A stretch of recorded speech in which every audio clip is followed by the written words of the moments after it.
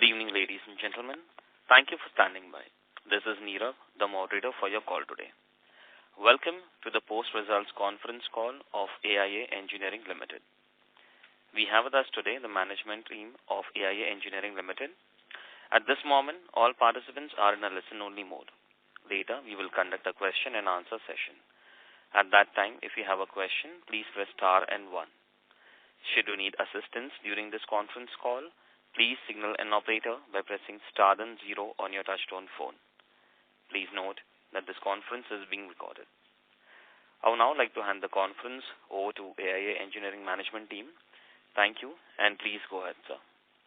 Yeah, thank you so much. Very warm welcome to everyone and a good evening. Thank you for joining on this call, second quarter result update for AIA. I'll dive into numbers and then we can get into Q&A. I also have Sanjay Bhai here with me. I think second quarter has largely been in line with the first quarter. We did 77,725 metric tons of sales, which converts to around 1,273 crores of revenue. Total EBITDA comes to 444 crores, which is 34.32%. And profit after tax at 323 crores. So, and EBITDA and profit numbers are higher sequentially and also compared to second quarter last year. Same numbers for the whole year, for the half year, if I were to compare to H2 last year, we did, 151,771 tons as compared to 146,000 tons 6 months last year. Converting into sales of about 2,500 crores, 2,494 crores, and which was 2,376 in the 6 months last year. EBITDA was 611 crores, which is 846 crores this 6 months, and PAT was at 435 crores, which is at about 595 crores. So there's an improvement in margin, and we'll go through unpacking some of those details. Our other income, there was export benefit of 20.94 crores, which is in line with the the benefits under ROTEP and duty drawback. Our other income, which is treasury, is at 63 crores, and both these numbers are largely comparable to the first quarter numbers, and a total other income of 62 crores, of which total other income of 62.32 crores and 20.94 of what we are considering operating other income. Our working capital is, in sync with the first quarter. There's a slight improvement in inventory, and total number of days now working capital is about 95 days, and there is an improvement on this one metric, which had gone up to 118, 120 days, right after COVID, when, we had issues around freight and container availability. So there is a fair improvement, on the working capital side. Segmental details, again, are largely, comparable to the first quarter. We did 52,000 tons in mining, and which was about 53,000 tons in the first quarter. 25,600 tons in the other than mining, and there's some improvement in cement or more timing than otherwise compared to 20,790 in the first quarter. So there's about 3,000 to 3,000 tons or 3,300 tons of higher sales in the second quarter compared to the first quarter. Our order books and other things are largely in line with what we reported in the previous quarter, with the caveat that order books are all, this does not include the value of contracts, which are longer term. The supply happens under a periodic monthly, quarterly purchase order, and that's what we are reporting over here. Our net cash is now at 3,135 crores, up from 2,757 crores end of June and 2,563 crores end of March. Our realization is also largely in line. It's about 162 rupees a kilo, down from about 163, 164 in the previous quarter. Couple of factors, that I would like to share. Just one second.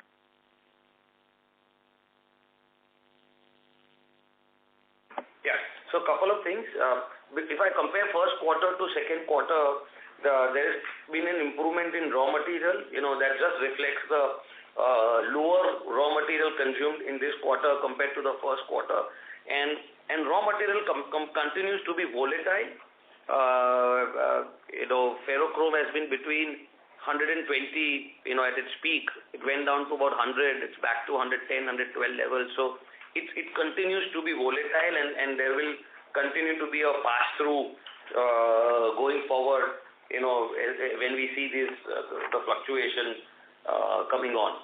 So that's something so there is this quarter a reduction, and we'll have a pass-through mechanism built on it. There's some improvement in power. That's a function of the higher captive renewable, wind generates the highest in this quarter. So there's some reduction in power cost on account of that. So there's a 2% sequential improvement in margin on account of these two factors, and both will normalize going forward.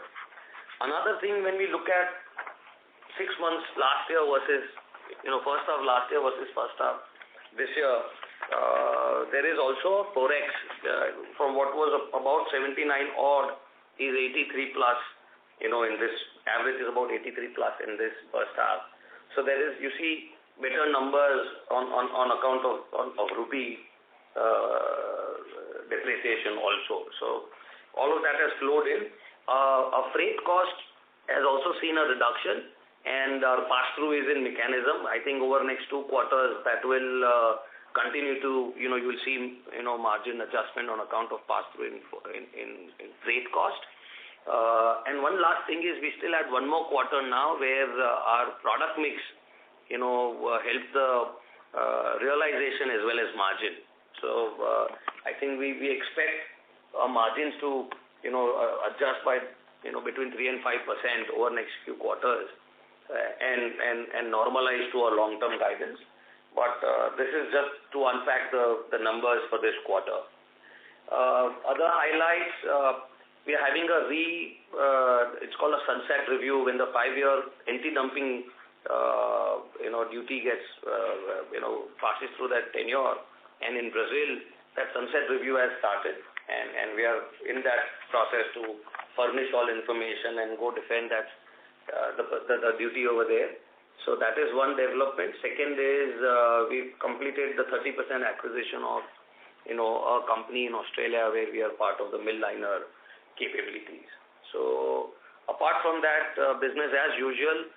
We are on track to spend 500 crores between now and end of March 25, where about 200 crores goes towards the grinding media expansion, 200 crores towards overall restructuring and debottleneck, 50 crores towards captive power, and other 50 crores for land and other requirements. So we continue with that. We spent 100 crores this quarter, and we'll continue to spend from that budget, right up till March of 25. The 80,000 ton grinding media expansion is on track for being commissioned by December 24. I think that sums up our commentary as far as numbers is concerned. I'll have Sanjay Bhai just chip in on the business outlook and also some tonnage conversation, and then we'll go on to Q&A. Well, good evening to everyone, and thanks for joining this call.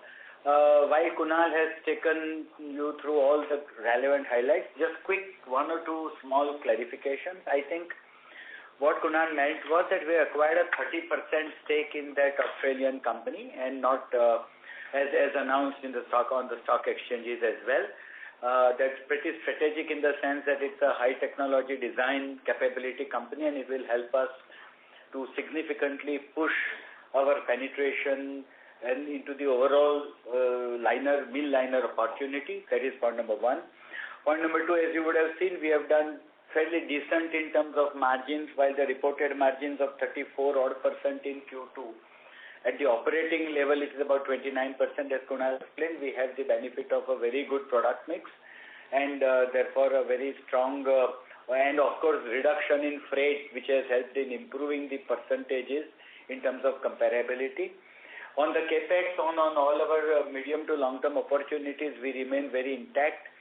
As you would have seen, we have done close to about 151,000 tons of sales in the first half, as against 291,000 sales in the last year. And we believe that we have given an indication that we are working on several fronts, several exciting opportunities.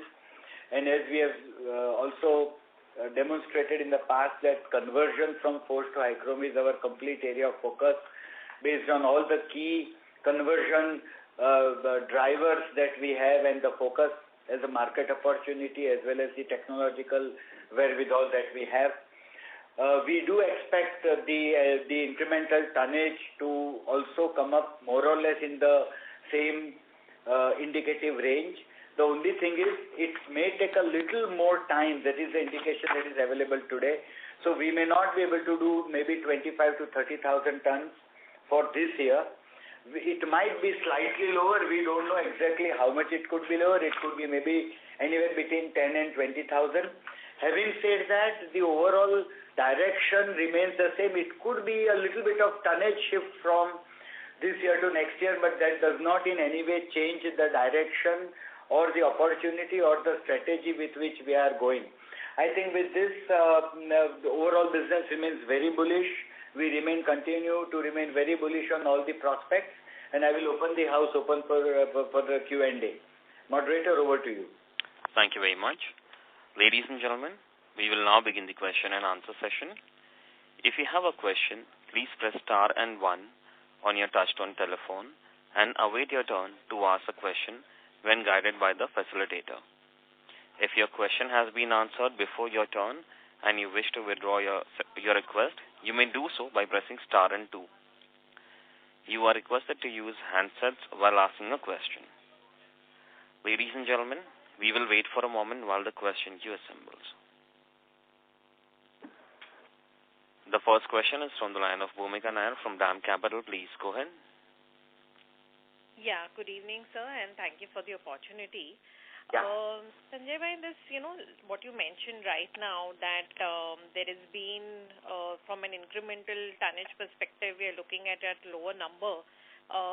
If you can just give some more clarity around this, that why are we seeing this kind of a slippage into the next year, and what is the reason for the delay in the acceleration of volume or, slower pace of conversion? If you can just talk about that. What I wanted to convey that from a conversion process opportunity as well as the number of mines on which we are working, it remains absolutely the same or rather more. We are a little bit more aggressive. The only problem is that the time is exactly not under our control. So today, when we were evaluating first half vis-a-vis our earlier target of 320,000-325,000, the indications available that there could be for this year maybe a shortfall of 10 or 15,000 tons, just because the conversion is taking more time. You just can't control the time. What we wanted to convey was that there could be a little bit of slippage, but that does not mean, so there is a very strong probability that next year the volumes could be actually more aggressive. Because that conversion opportunity, supposing I'm working on say 10, 20 mines, and we are looking at an opportunity of converting say 100 to 100,000 tons in immediate future. Out of that, some will happen this year, some may slip to next year. That's all I wanted to say. What our team told us that we can't control the exact quarter-wise rate, but there is absolutely no dilution from an opportunity standpoint. Understood. So basically what you're saying is next year could then kind of look, so this year... Yeah, but again, see, let's remain confined to this year. So for example, earlier we were saying a 25,000-30,000 ton volume growth. That volume growth may go down a little bit from say 15,000-20,000 tons. Having said that, next year it could be a little more aggressive, but I don't want to give you any number about next year till I reach Q3 or maybe a little closer to Q4. Okay. It's just the nature of business. We can't help it. Understood. The other question was related to the, Australia entity. So if you can just throw some light in terms of what is the addressable market for this stake that No. So, we are looking at an addressable market for mining liners at, say, around 300,000 tons plus for the metal segment, correct? Now, we have one design capability already. This is one more incremental. So this particular company, the Australia-based company, was very strong in designing a wide variety of mill liners. So we have enhanced our designing capability and technological prowess. They also have a very good access to certain markets. So this adds one more feather in our cap for aggressively converting the mill liner opportunity and improvement of our volumes in that segment. That's all. Okay. And so, we work with a very complex set of parameters where, it's very difficult to explain to you from a layman's perspective that what exactly. So, as you know, over the last 10 years, our journey is to keep on strengthening our technological prowess and our solution-giving capability. This is one more acquisition which is more on a technology and design side. And they already have a steady sort of a business which they are currently doing, correct? And we are supplying to them a lot of liners, so that it's a very complementary kind of a situation. Okay. So does that mean that our mix in terms of accelerating growth, while the overall volumes might be muted, but, mix might shift a little more favorably towards mill liners per se, given our capacity? No, volume may not be muted. Bhumika, the point is that obviously grinding media is a product of interest, right? And mill linings complement that conversation because we are bringing in all these other, benefits alongside. So even with what we are doing in Australia, like Sanjay explained, it is deepening the engagement with our customer versus saying we'll go out and sell some more mill liners. Right? Our objective is to get the whole piece of that grinding circuit, which is mill linings and grinding media. And that's where, and to that extent, grinding media to non-grinding media ratio will vary quarter over quarter, and maybe for a period because something comes before the other. But generally, the product of interest remains to be grinding media. So, think of it that way. Okay. And sir, lastly, in terms of the margin profile, I mean, obviously this quarter was very, very strong, and last 2 quarters we've seen that, very strong improvement in the margin profile. So do we think that, why it may take some time to pass on the benefits of the lower cost to kind of clients, so this might remain elevated for the next 1 or 2 quarters and then kind of settle down towards our medium to long-term trajectory of 21-23%? I think a little more realistic trajectory could be a little slightly about 23-24%. While we continue to report much better margins. So, as I said, now we believe that this 23-24% seems to be a very consistently reasonable bottom that we can look at. It could be fluctuating quarter over quarter, but it should maintain at a decent level. And we live in a very volatile world, right? I mean, raw material, like we cannot imagine everything else is, corrected back to a certain level. Our raw materials have not. And they're going down and coming back up. So in that situation, there is quite a bit of uncertainty that is there.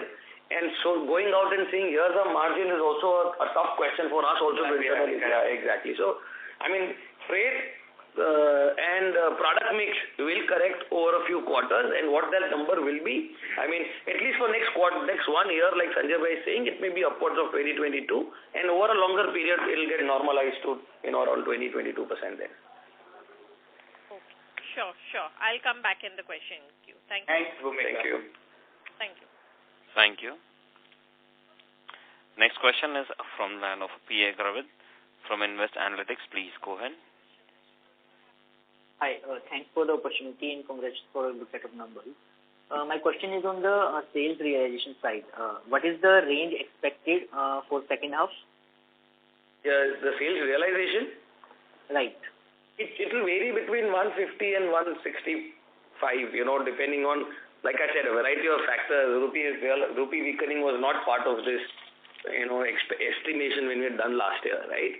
And the product mix changes. So closer to 155, 160 over the next 4 quarters is what we can estimate right now. I think earlier it was 165 to 170, right? No, it is the same, more or less. Earlier, exactly, because factors keep changing. So, today it is this. I don't recall when it was 165, 170, but for now where we stand, 150 to 163 is a fair estimation of where it could be. Understood. And means what is the exact reason? Means why these delays are happening in the conversion? Like you are negotiating with the customers and No. So you must let me elaborate. So we are working on say X number of mines, say 20, 25, 30 new mining locations, where there is a lot of debate. It is not a question of debate; it's a question of process. So you do trial and error. You engage into discussions with their technical guys. They may come for a further evaluation. Then they may want to negotiate on the terms. This process typically takes 1 to 1.5 years, maybe a little longer in case of certain more complicated situations. Now to add to this, there are local factors, there are other local limitations that also we have to counter. So it's a sum of all this where we have evaluated after the second quarter results, where at the board there was a presentation done that how things are panning out and how things are looking. We felt that it could be a little shift from maybe 1 or 2 quarters, that's all. We have not said that an opportunity is gone. And as I said, this is 100% beyond us. We are trying our level best, our teams are engaging, they are very excited, there are a lot of locations where we are working. And as I said, because technically our year ends by March 24, we are talking of now 2 more quarters. It is possible that the volumes could come much better in Q4 than we anticipate, but that's something that we felt that we should, whatever we felt internally, that this is what the reality we should convey to. That's all we have said. So going by that, by FY25, can we expect 35,000-40,000 kind of volumes in FY25? I told to the previous participant that we will come with a more precise number, but broadly, yes, you can look at least a 30,000-40,000 minimum. But again, we will come to you with some more specific number as we approach the 4th quarter. Understood. And sir, on your margin side, so which are improving consistently over the quarters, which is obviously a good thing. But the problem is the reason for the same is not clear to me. Like it doesn't seem the operating leverage because our volumes are not that high if I compare with the past. You must understand our business is not running on operating leverage. Our business is primarily driven by an extremely wide product mix where we have products ranging from 80-100 rupees a kilo all the way to 250-300 rupees a kilo. It's a function of product mix. Then it's a function of pass-through. So where every quarter or every 6 months when there is a price adjustment due to pass-through on the raw materials, in a few quarters we could be at an advantage that raw materials have actually come down a little bit, but the impact is not passed on, and therefore there could be a quarterly strength that might reflect in a margin. Secondly, more importantly, it's also a function of the currencies. As you know, last year average currency rate was 79. Now this we are looking at 80 to 83. So that currency also moves in my favor because my imports or my foreign currency outgoes are minimalistic or they are practically zero, and my inflow is very, very strongly positive. So it's a function. Now it's very difficult to do a math and say that X is the contribution of Y factor, etc. So it's a mix of all these 3 factors which keep on fluctuating, but overall, a sustainable margin at this point in time definitely looks to be upward of 22 to 24% as a pure operating EBITDA. Again, freight has come down drastically. So that also has an impact when you do a math as per percentage. Freight is a actual cost pass-through, but when the numerator and denominator contains a lower amount, as a percentage, you see an improved percentage. Understood. But like you mentioned, the first factor, like passing on of the raw material cost and all these things. But this thing can improve our absolute sales, but the margin and the absolute EBITDA can't improve significantly because of it. But here in AI, what we are witnessing is... It's a function of, this quarter we had a very strong sales coming from non-grinding media. Grinding media and non-grinding. Now, non-grinding media comprises of tube mill liners, then mining liners, plus all my VSMS, those large castings, where definitely our margins and profitability overall is much better, while we don't share the internal segment-wise numbers for strategic and competitive reasons. So a product mix plays, I would say, a very, very significant part. And that's what is driving our margins. So what kind of product mix do you expect in the upcoming 2 quarters? Like, is it going to be the same, or how it is going to shape up? Sir, aisa hai. We have always guided that our long-term sustainable margin should be in the range of 23-24%. We are not saying that Q3 max hoga or Q4 mein Y hoga. We don't do that. We don't share that quarterly margin numbers. We just give an indicative guidance. You have all my historical data with you. So I think we should always strive to work and improve from what we are guiding. But this is what our guidance remains from a margin standpoint. Okay, sir. Thank you. That's it from mine. Yeah. Thank you. Next question is from line of Ashish Shah from JM Financial. Please go ahead. Yeah, good evening and thank you for the opportunity.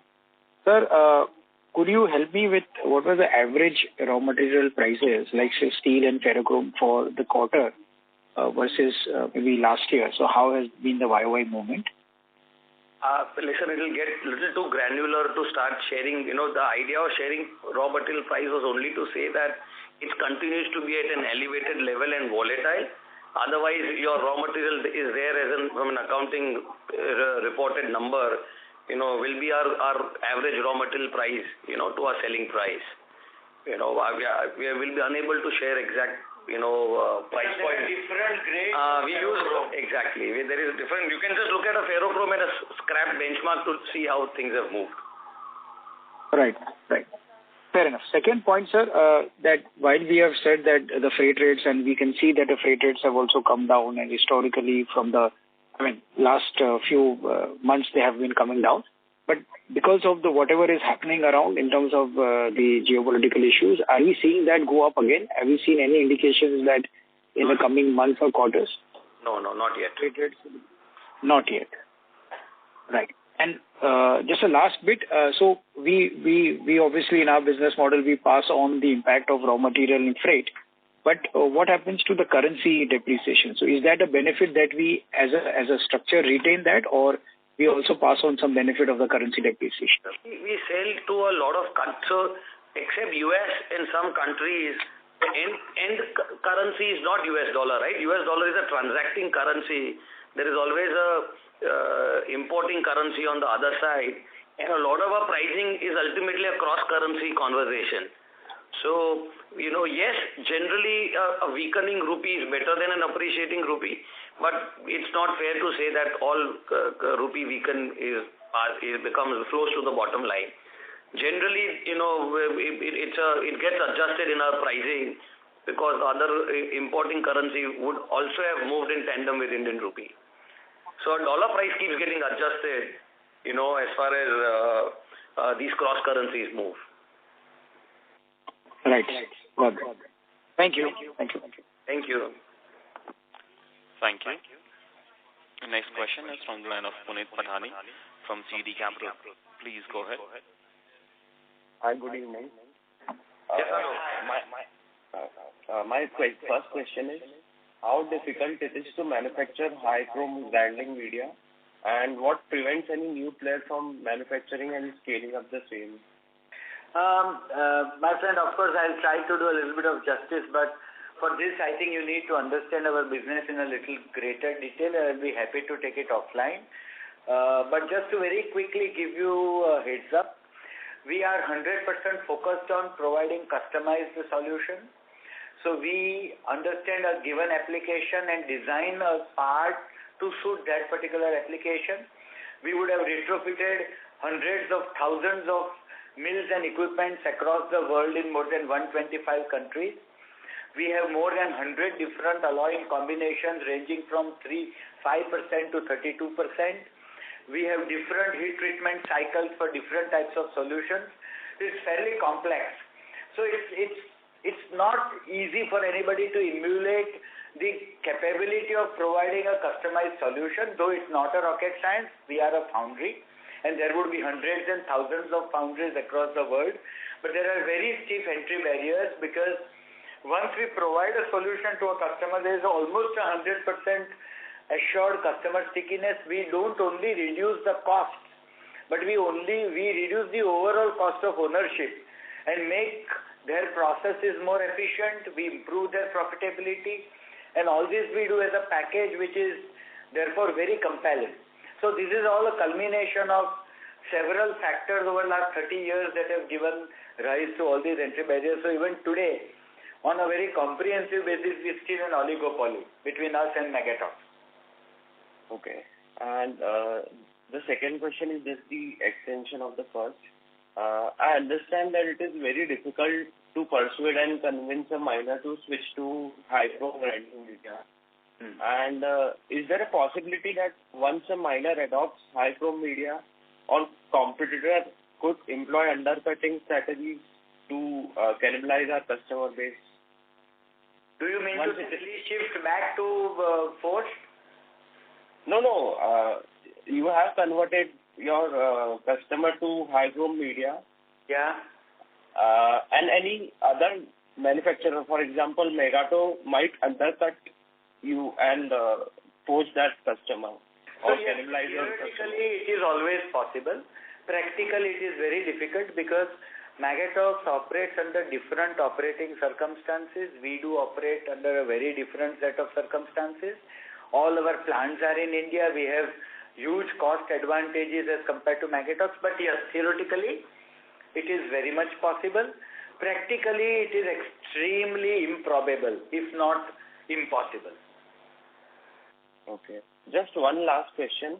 On what attributes do you differentiate your products vis-a-vis your competition, and why we don't face a lot of competition from China? No. So first, China, I'll address the second part first. China, quality of grinding media and the approach of Chinese players no way matches our quality standards between, when I say our, it is AIA and Magatox both. So vis-a-vis China, we operate on a similar platform because we have the same or similar solution giving capabilities. However, therefore, if you see overall, wherever we operate, there could be one or two odd instances of some Chinese also quoting alongside us, but when it comes to quality or when it comes to the addressing the customer requirements, I think there is no competition, no serious competition from China. This is point number one. Having said that, China itself is a large market for cement and also a little bit of mining. However, bulk of that market is currently addressed by some Chinese players. We as AIA, we are present in a very, very special range of products called larger castings or VSMS. We don't supply grinding media in China. Now, your second question as compared to Magatox, as I said, while we have significant advantages in terms of superior operating conditions, all plants in India, significant cost arbitrage, vis-a-vis the fact that Magatox operates with about 15-16 smaller mid-sized plants across various parts of the world. There is also another advantage that we are far more responsive and focused, and we are able to give much quicker and better solutions from a quality standpoint. Certain things like, for example, mill liner technology, which is a patented technology that we have, plus certain designs of mill liners, etc., we have access to, but I think Magatox does not have that. So maybe from a capability standpoint, we score a little higher, but from an overall comparability, they are more or less the same, but it is just the equation of costs versus our capabilities. Okay. That's it from my side, and thanks for the opportunity. Thank you. Thank you very much. Next question is from the line of Santosh Kesri from Kesri Financial Service. Please go ahead. Hello, sir. Thank you so much for taking my question. Yeah. So I had two questions. One is about accounting. So in the consolidated accounts, you can see that there is a withholding tax provision of 8 crore 33. That's there in the note 4 to the financials, quarterly financials. So I was just wondering that what it is about, if you can tell us. And secondly, if this is withholding tax in the other country, then isn't it available as a foreign tax credit to you in India? Why should we make a provision? See, this particular withholding tax was in one particular country where we were not, there was no withholding tax as such, but the government has withheld the tax. Our claim is for allowing us the refund, but that refund claim is pending. This is an African country where there are certain issues, and therefore this withholding tax has been kept as it is. Probably in our accounts, we would have written off this. I think we have written it off, correct? Yeah. Because it's not likely to be refunded. So we are contesting it, we are looking for a refund, we are working towards that, but just to be conservative, we have shown that as a, currently it stands as a write-off, but we continue to, work towards getting a refund. It's a new jurisdiction that we are working with, and that is one tax issue that we are trying to figure out a way around. Secondly, from a direct, this tax credit perspective, we do get tax credits everywhere as per the DTAA. There is no problem. Yeah. Wherever it is available, we get. There is no issue. This is a one specific solitary instance. Okay, so here we are not sure that FTC would come. Are we? We have written it off. Yes. Okay, fine.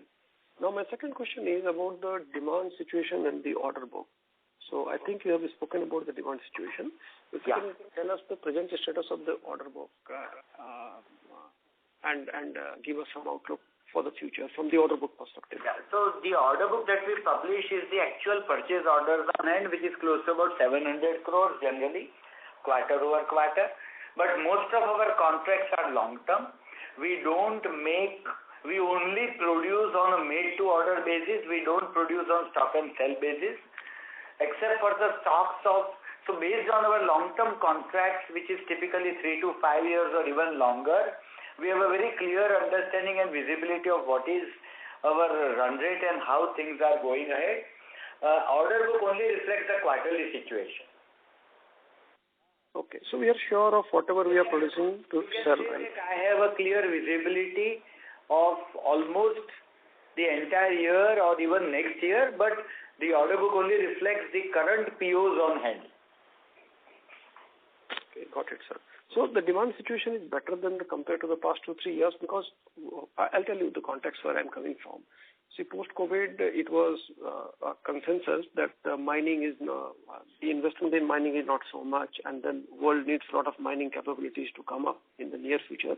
So if that situation continues, or the mining capabilities investments are done with, and now we are looking at the replacement demand or the normal demand. See, from our standpoint, of course, while the mining industry may continue to grow at say 3-4%. Or may not grow at all. Let us assume a situation doesn't grow.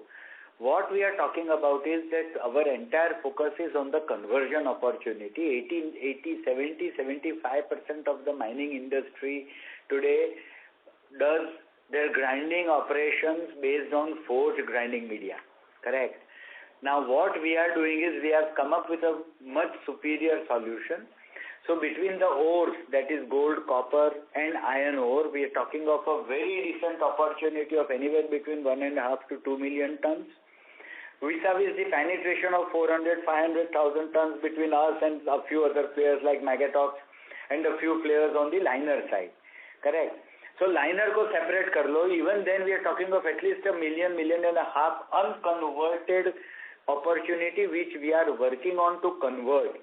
So this is a pure 100% conversion-based, replacement-based market opportunity, and therefore we are agnostic to the mining sector growth. We believe our solution has a very, very significant benefit to offer vis-a-vis conventional forged media. The only difficulty is that the whole process is painstakingly slow because of a host of factors. Local competition, local pulls and pressures, governmental roadblocks like, anti-dumping or some kind of similar duty imposition, trade barriers. Then the mindset of the customer, the mining manager working with a limited budget where he is not really jumping and clapping his hands when I show him the profits that he can earn. All those factors collectively make my journey very arduous. Having said that, we are extremely confident that this should happen over a period of time, and we see this as a long-term 5 to 10-year growth opportunity rather than 1 or 2 years. Oh, great to hear this, sir. And at the same time, the customer who are convinced and who are buying your products, they are also happy with the solution that they are getting, right? Of course they are. Then they keep on buying for life. Okay, great. And they need me every 15 days, 1 month, 1 day, depending on how fast the consumption goes. Okay, great to hear this, sir. Thank you so much for answering this in detail. Thank you. Thank you. Next question is from the line of P.A. Garvit from Invest Analytics. Please go ahead. Hi, thanks for the follow-up. Sir, just want to know how economic activities are going. What is the near to medium term outlook in Australia as well as in Brazil in terms of mining? Which country you say? Australia and Brazil. I think nothing is significant to report. I mean, the world continues as is. Copper and gold continue to be commodities of interest given end use that they have, but nothing, stand out to report in that sense. Okay. So thank you. Thank you. Next question is from the line of Nayan Chaturvedi from HSBC Mutual Fund. Please go ahead. Yeah, thank you, sir. Thank you for the opportunity. Sir, can you elaborate on this anti-dumping duty in Brazil? I missed some of your commentary on that part. Can you further? Brazil, anti-dumping. Right, so it is. The 5-year period has just ended, and we are in the midst of. They are going to do a reassessment. There's a whole prescribed method to go about it, and we are participating in that process right now. And we don't expect by March of next year, 24, we should know the new regime that will come in once they investigate and analyze data in last 5 years. And it is not disrupting my current supplies to Brazil. They continue. But it could if it goes against us, right? I mean, so what could be the volume profile that we're supplying to Brazil? So we went from last year we did between 6,000 and 8,000 tons. This year we should be doing a little more.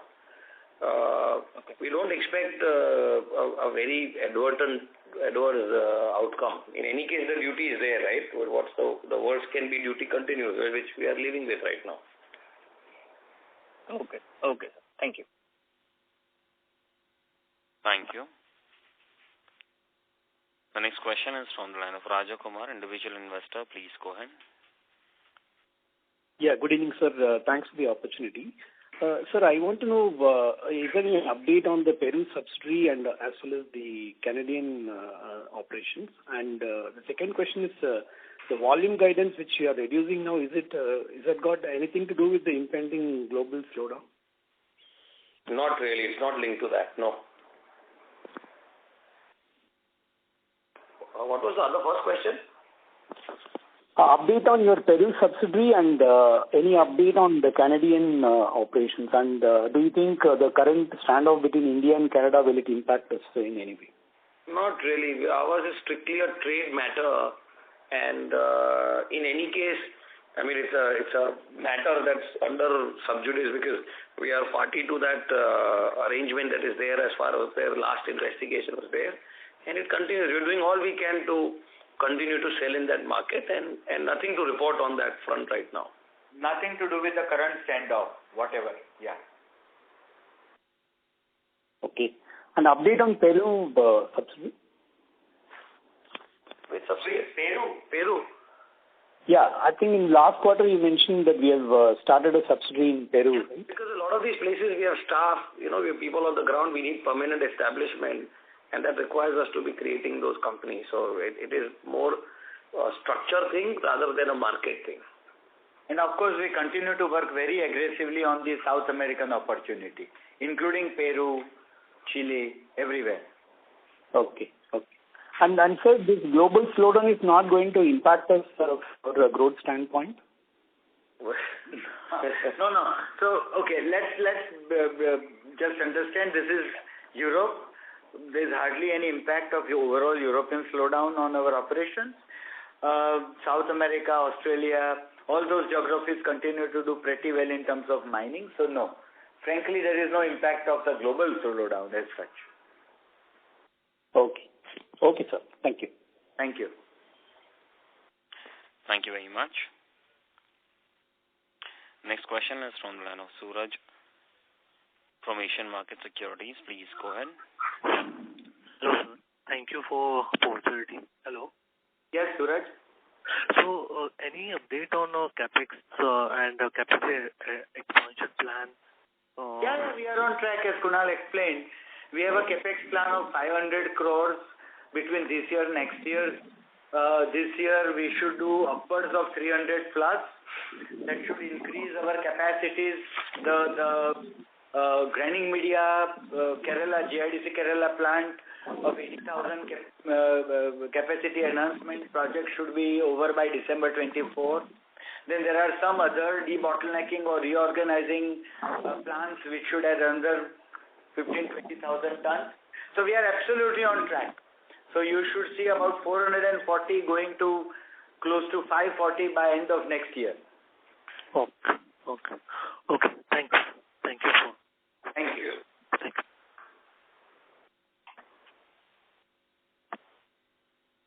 Thank you. Next question is from the line of Kamlesh Kotak from Asian Market Securities. Please go ahead. Good evening, gentlemen. Am I audible? Yeah. Sir, I don't know whether you touched upon this. Can you help us understand how the mill market opportunity, how big it is, what are the key markets, which are the key competitors, how we are positioned? That will be of great help. Thank you. So mill liner market is about 300,000 tons plus of annual consumption, and there are according to our information, there are 3 or 4 organized players, operating in that industry. Our capacity, for this, we've set up a new greenfield plant with a 50,000 ton capacity, and we've got about 25,000 ton capacity in our existing plant. So there's about a 75,000 ton market opportunity that we are looking in this segment. And the whole opportunity is not just to sell more liners, but it allows us to engage with these customers in offering them solutions around increase in throughput, lower power consumption, in sync with our grinding media offering. Mm-hmm. So is it more of a cross-selling opportunity for us to our existing clients, or we are tapping new clients? Both. Mm-hmm. And could you get names of who are the key players, as you mentioned? I mean, if you can help us. Mill liner. Yep. Yeah, there is a company called Elec Metal. I can share that on an email. If you can send me an email, I'll share it. They've got these, other names. I may not be able to spell each one, but if you can send me an email, I'll share all those details with you. Sure.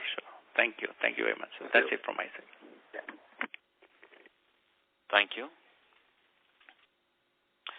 As there are no further questions, I would like to hand the conference over to the AIA Engineering Management Team for joining, and we look forward to, Sanjay and I remain available offline for any questions, and we'll look forward to connecting end of third quarter.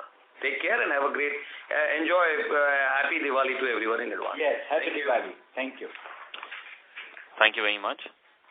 Ladies and gentlemen, this concludes your conference for today. We thank you for participation and for using Chorus Call conferencing service. You may please disconnect your lines now. Thank you and have a great evening.